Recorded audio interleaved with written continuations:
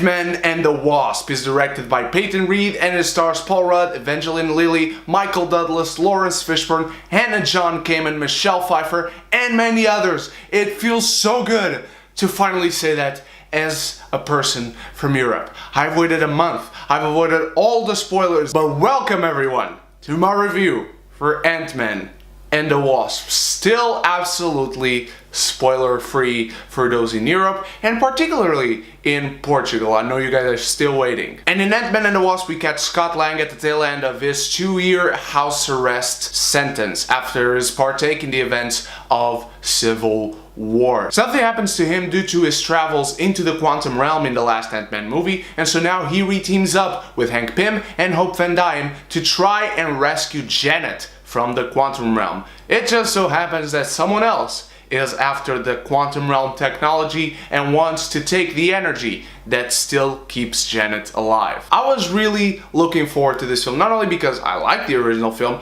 I like the Marvel Cinematic Universe, and I hate having to wait a month because I'm not from fucking America. Ant-Man and the Wasp is a really light-hearted movie. It has a really light narrative, despite the stakes being much higher in this film than they were in the original one. Paul Rudd is still charming as hell as Scott Lang. He's relatable, he's an underdog, he's just trying to survive this maniacal situation of having to stay at home for 2 years. He gets these little intervals of time with his daughter, which are basically the only thing that keeps him sane. However, in this film, to my surprise, but also in a very organic way, the real star is Evangeline Lilly as the Wasp, who, if you saw my review for the original Ant-Man, she takes a back seat. She does not get much due in that film, and here she really is the star. The film truly is about her and her emotions, her grievances, and Hank Pym's as well. Evangeline Lilly does a great job, and she and Paul Rudd share great chemistry, and they are a really dynamic team on screen. Hank Pym as well in this film is dealing with a lot of remorse, and the film really nuances how the narrative flows because of Hank and Hope, and Michael Douglas is impeccable in the role again. The film does feel like a really good palate cleanser after the events of Infinity War. I don't think that's what makes this movie good. However, I do think that helps the overall quality of the film, because the film really focuses in on what makes Ant-Man unique as a thing, as a film. The action sequences are very much Ant-Man action sequences, and they make the most out of shrinking down and growing back things again, and characters as well. They really designed this film to be an Ant-Man film in every element, in story, in action, in nuance of the characters. Why is it so personal? Because it needs to be an Ant-Man film, and I feel like Peyton Reed and everyone involved in this film, visual effects people and everything,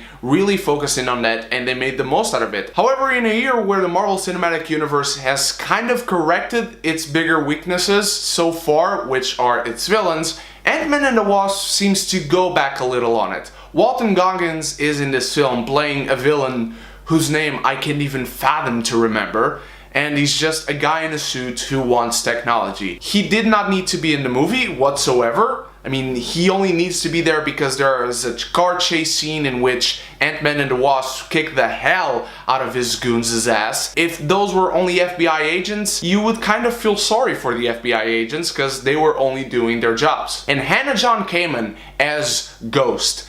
This is a very particular complaint I have, because I think she does great in her performance, and I think the character is genuinely great. Ghost, the character, is great. She's sympathetic, and that's exactly her biggest flaw. She is too sympathetic. You don't really see her as a villain.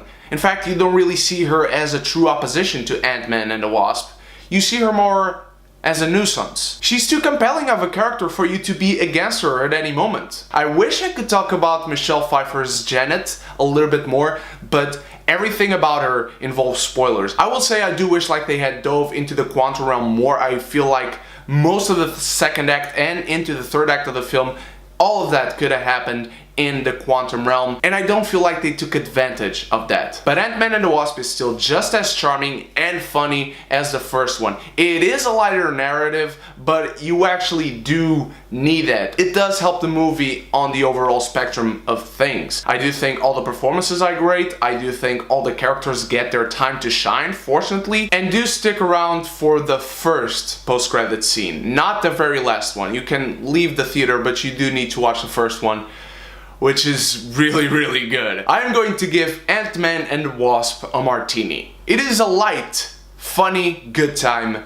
anytime. But what did you think of Ant-Man and the Wasp, my beautiful geekies? Did you enjoy it? Did you not? Do you like it more or less than the first Ant-Man? Let me know in the comments below, and thank you so much for watching. You guys are the best. Thank you for waiting over a month for me to review this film. There will not be a spoilers review. I don't think there's a need for that because I don't get that many views overall, so especially a month after the movie came out, I don't really see the need for it. But I will have more reviews this weekend, rest assured. And so until then, you stay beautiful, you stay geeky, and if you haven't done so yet, click the subscribe button and the bell. And if you feel like it, you can also help me out on Patreon so we can be geeky united!